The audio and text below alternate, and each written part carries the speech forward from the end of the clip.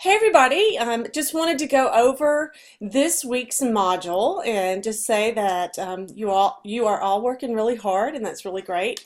So I'm in your Canvas account, so I'm going to click on modules and then going to scroll down to module 4, competing in world markets. And I've went ahead and I've already opened all the modules through module 10. So let's go back to module 4 and let's look at the learning objectives here and what is it that you really need to be focusing on learning in this module. So we're going to look at why nations trade, and then we're going to look at how trade is measured. We're going to look at the barriers to international trade like quotas, embargoes, things like that. And going to look at the decisions to go global. And also discuss developing a strategy for international business. So after you do and review all of the resources and do the activities for this module, you should definitely have a better understanding of these learning objectives here. Okay, let's look here. You have your presentations. And so you have your audio presentation, you have a PowerPoint presentation from the publisher, and then you also have a PDF version. And keep in mind, you can print out slides and the presentations from both of these types of platforms. And then you have a Prezi presentation, one that I use in the face-to-face class. So keep in mind, there's also additional real-world examples, typically in the Prezi presentation as well. Okay, so let's see here. Of course, you want to be reading chapter 4. So keep in mind that the new textbook that is out for this class comes standard with a digital lab component called Wiley Plus.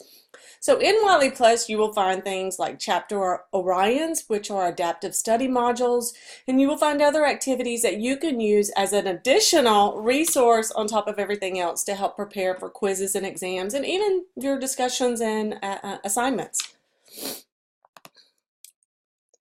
Okay, so you do have some supplemental resources that I have found for you. I have researched outside of the existing resources and found these, and typically they're going to be websites.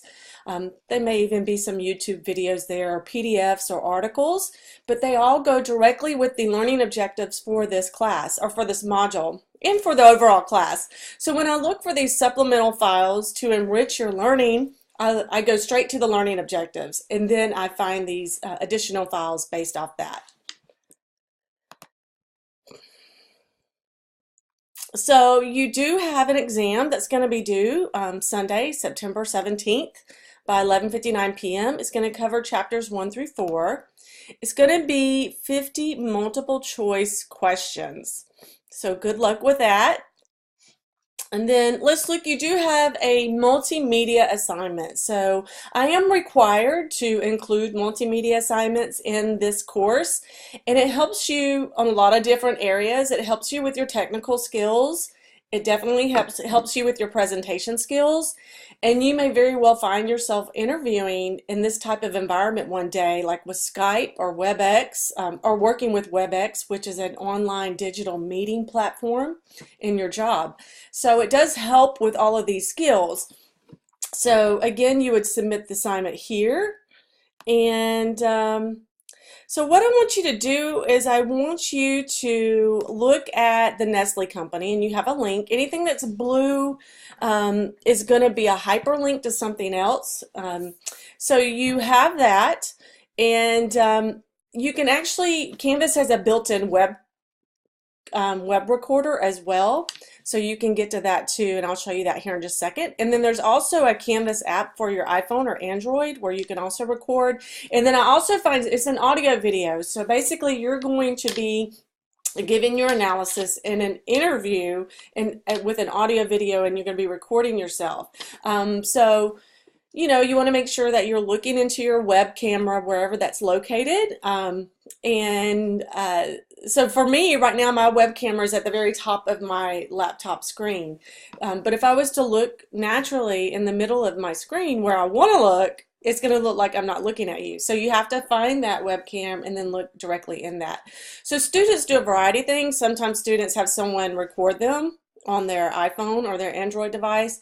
And then I have found that students know other video or audio video platforms that they use, and they submit those. So it doesn't matter which one you use, but I would like for you to try to get that audio and video analysis in. So I want you to use the Nestle company, explain where the company is headquartered, what are some of its best known brands, are the brands sold in a few specific countries or are they sold worldwide?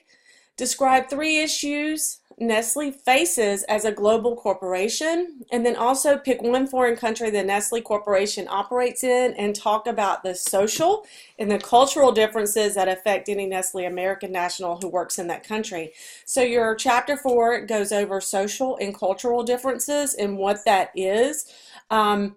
You know, maybe it's a language barrier or other cultural differences. For example, McDonald's wouldn't want to offer a beef patty on their menu in India because that goes against their religious and cultural norms and how they feel about the cow and it being sacred, so they don't eat meat, you know. So that's just an example of how a company, if it wanted to go into another country, it would have to be very aware of that culture before they market their products. Their products here in the U.S.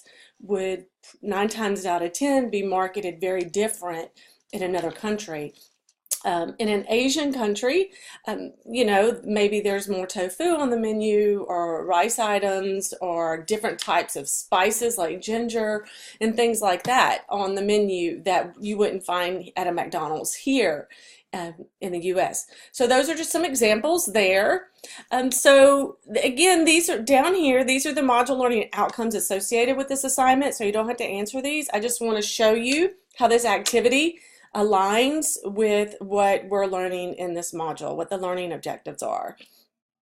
And then here's how you're going to be graded. So again, you want to look at this before you start and then click on any blue link because it gives you more information about what I'm going to be looking for in this activity or assignment. So be sure you're always reviewing the grading rubric first before you start.